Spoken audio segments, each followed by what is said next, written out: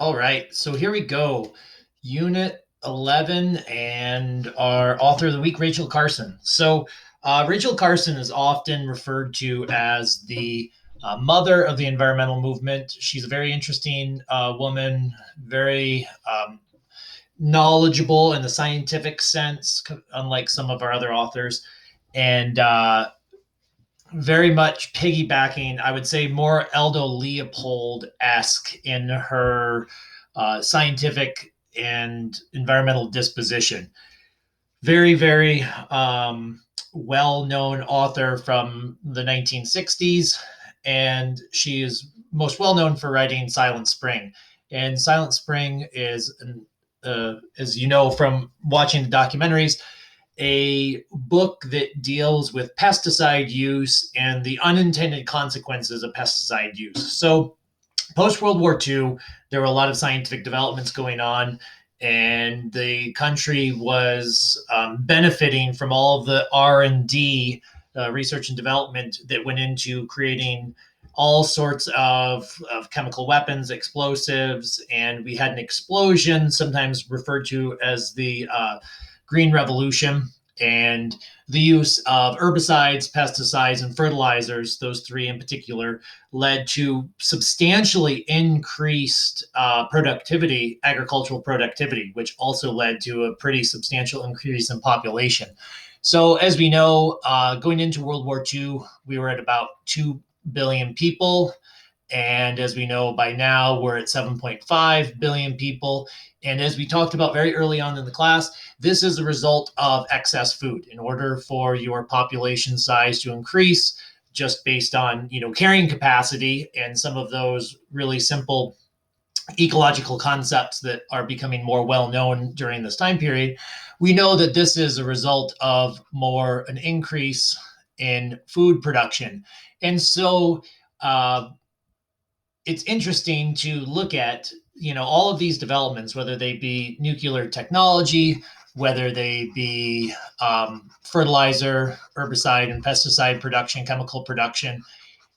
They all come with unintended consequences. We know that there are great benefits to many of our scientific developments, and there are problematic outcomes from those.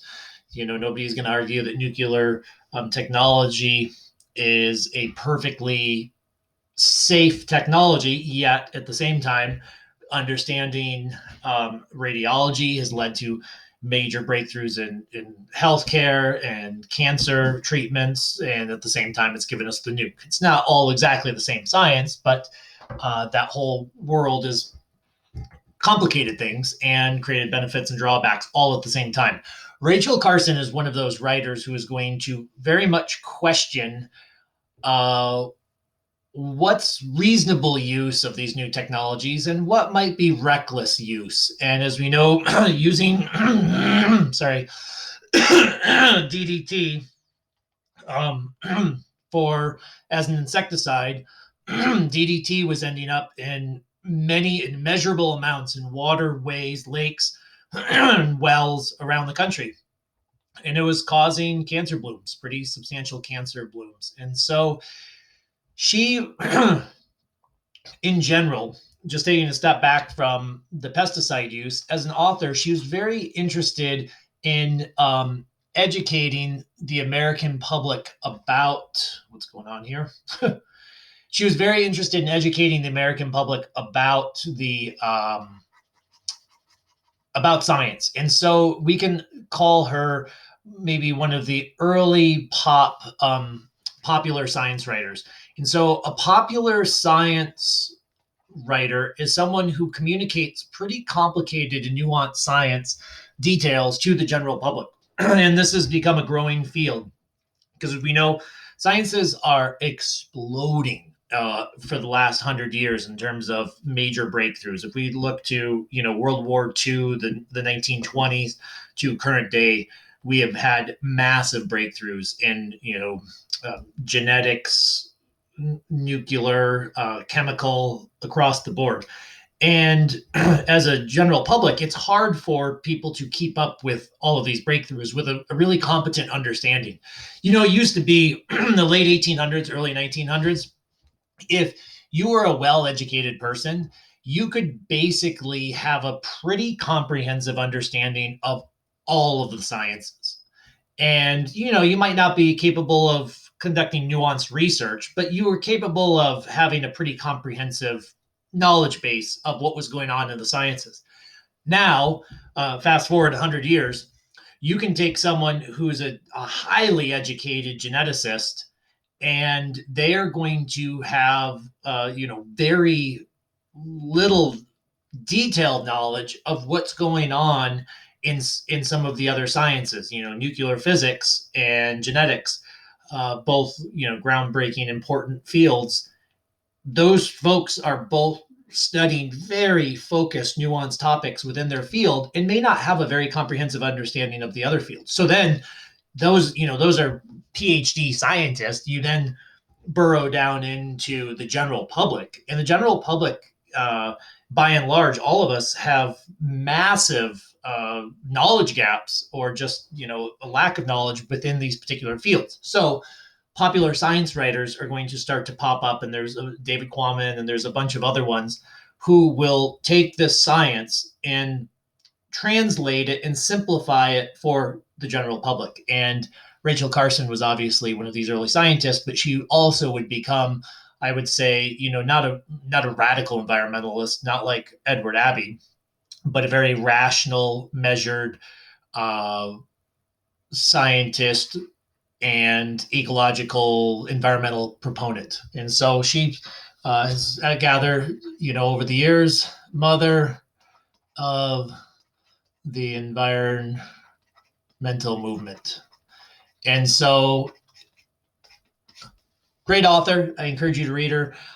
Wrote nonfiction, not a fiction author, and spent a lot of time researching and conducting hard sciences. So very different as if we look at her, if we compare her, I often like talking to students and comparing her directly to Ed Abbey. If Ed Abbey is sort of the romantic anarchist, father of the modern day radical environmental movement, and on the other side, we have Rachel Carson, who's a very measured, rational, scientifically driven intellectual who's going to write nonfiction. Where Ed Abbey, he writes nonfiction, but he's going to write a lot of fiction. And you can kind of put them on both ends of the spectrum, enlightenment side and romantic side for the two of them. So here we go. Just a few quotes I thought I'd look at with you. Man is a part of nature, and his war against nature is inevitably a war against himself. So very much, she is in this post-war period and heavily impacted by, the global actions of World War II. And that's going to frame, in this quote, we can see that war is going to frame her context quite often. As crude a weapon as the caveman's club, the chemical barrage has been hurled against the fabric of life. Insecticides and fertilizers are capable of striking back in unexpected ways. So here, she's really talking about those unintended consequences. We use science to, have substantial breakthroughs, and those breakthroughs are often very impactful. Breakthroughs in medicine, breakthroughs in agriculture. You get the idea. But whenever we have these breakthroughs, there are unintended consequences that seem to impact us pretty dramatically. I know in parts of the Northeast, there are still lakes that the DDT levels from, and not just from the research that she did, but she discovered some of this widespread contamination of DDT, are still in the fatty tissue of fish, to the point where lakes that are full of lake trout and rainbow trout, you can only eat certain amounts or they recommend not eating them at all because the high levels of DDT and carcinogens within that fish tissue that keeps getting passed through the water and through the fish. So these impacts are still occurring today. At the same time, we still obviously love the benefit of having higher agricultural production. The more clearly we can focus our attention on the wonders and the realities of the universe about us, the less taste we shall have for its destruction. And so Rachel Carson is going to be pretty moderate in that she's not going to suggest we shouldn't have science, we shouldn't have scientific breakthroughs, but that maybe we should be a little bit more wise and a little bit more cautious and a little bit more studious about what and how we use these scientific breakthroughs. So then here, if a child, this moves into a little bit of the romantic element, the innocence of a child. If a child is to keep alive his inborn sense of wonder, he needs the companionship of at least one adult who can share it, rediscovering with him the joy, excitement, and mastery of the world we live in. And so she really wants people to kind of reignite their sense of awe and wonder over the scientific complexity of the natural world. And so, great author. Like I said, I encourage you to read her. That's our lecture for Unit 11. And have a great week.